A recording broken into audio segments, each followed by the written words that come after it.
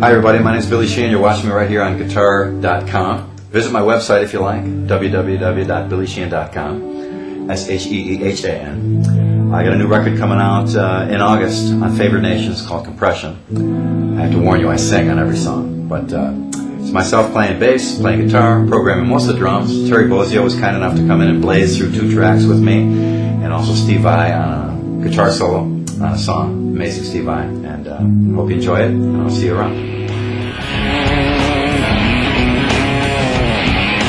Yeah, this is the Yamaha Attitude bass production model. It's got the serial number on it there. It was not a custom shop version. And my deal with Yamaha was, when they do my basses, that the ones in the stores are the ones that I play. I don't get like a fancy custom shop version, and the kid goes out, puts out his hard-earned money, gets some plywood version of it, you know. So that was very important. And Yamaha has a very high integrity company. They put out some great instruments. Very happy with this. It's modeled mostly off my old precision bass, but it's also had some improvements on it. The neck to body joint. On the old P bass, you could move the neck back and forth this way. No matter what I did, I had picks and blades and screws pounded in there to prevent that from happening. Because I do the neck bending, that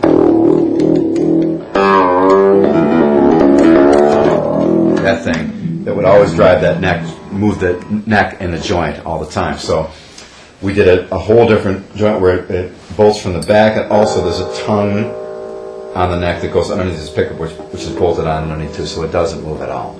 And it still bends quite a bit, almost like a whammy bar, but I've never broken one yet. So I push on it pretty hard too. And it's got a couple extra things. The little thing here is called a fat finger. It's a little weight, just a solid hunk of brass you can put on there with a thumb screw, made by Groove Tubes. That's a little more mass to the neck. I'm into big, heavy, thunderous basses because they just sustain forever, and there's a lot of light basses with little thin necks, and people are afraid because their hands are small that they need a thin neck. But if you actually step back and look, the thickness of your neck has nothing to do with your reach. I mean, the guy I mentioned earlier, Joe, who started me playing bass, plays 6-string bass, full width Yamaha TRB bass that I got him.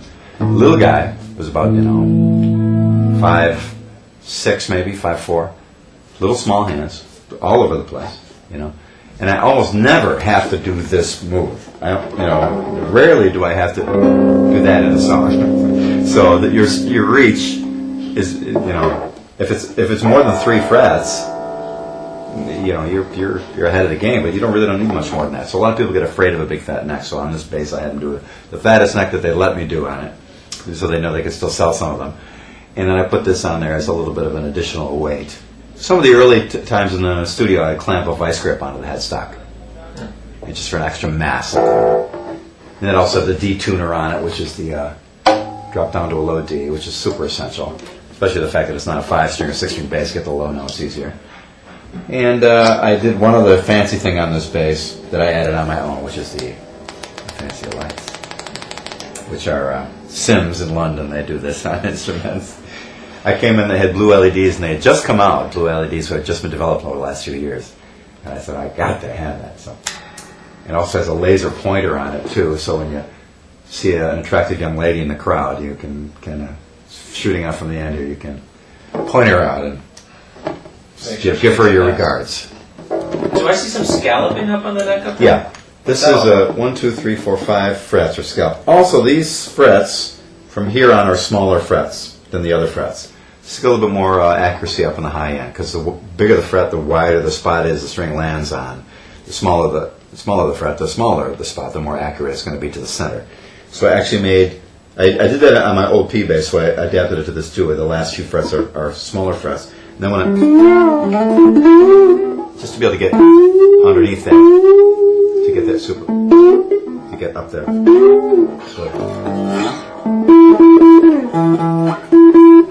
get up to a G. Bend it up to a G, pretty easy. It just helps to get under it a little bit. It's not a real essential thing. I had it done on my old P bass via Dremel Moto Tool in the hotel room. So Yamaha did it the proper way on these basses. And it also helps a little bit feel-wise, because you'll know you're in that area when you start to feel those holes underneath you, because a lot of times I'm not looking. So But it's, again, not an essential thing, and I didn't want to lose so much wood by scalloping out the whole neck. I thought it'd be kind of a cool thing to play on a little bit of a scallop feel. So we just did so originally I just did halfway across, and then just these last 5 frets. And then that's why we adapted this bullet-shaped fret marker to coincide with the scallop all the way up and down the neck. So that's my bass. Is this your main bass? This is number 2. The main bass is getting strings put on it because we had a sweaty show, and the strings on that sound like this now because they're so. Is it also a 4-string? Yeah. So with so many people have moved up to 5 and 6, and you've stuck mostly with 4 strings, and is there a reason for that? I can get a B out of this easy. There's a B, drop down. There's a D, and there's a. So I can bend down to a B, no problem. And I also have a little octave device. If I need a more solid B, I can get it. So I can get the low note of a 5 or 6 string bass. And I'm just used to 4 strings. So on my compression record, I played a bass tuned B-E-A-D, which is the same as this bass. All strings moved over, one and a low B put on it. And I'm just used to 4 strings. I got a 6-string bass, and I used it on Just Take My Heart, Mr. Big Song. And I've used it on a few things, a couple of projects, a couple of albums, stuff like that. But I'm flying around on the neck, and it's, all the patterns and everything works the same way as it does on a 4-string. But I'm thinking, what key am I in? Because I know that's A, B. It sounds very simplified, but it's just a little bit confusing for me. And it would require me a little bit to apply a little more thought to it. And then when I'm playing and performing live, I don't really like to think at all. I like to really just kind of go off the top of my head and be in the moment, and like I said, with the audience and stuff like that. And if one more thing go, oh, wait a minute, I'll feel like I'll lose that thing there. So there may come a time when I play a 5 or 6 string regularly, but I'm used to the 4. I've never had a problem getting a note out that I like. We play Incantation from Steve's new record, and it's a low B.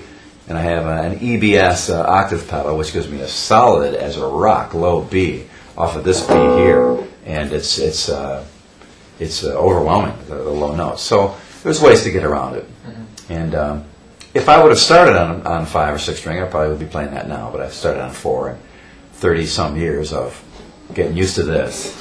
I just gravitate towards the 4.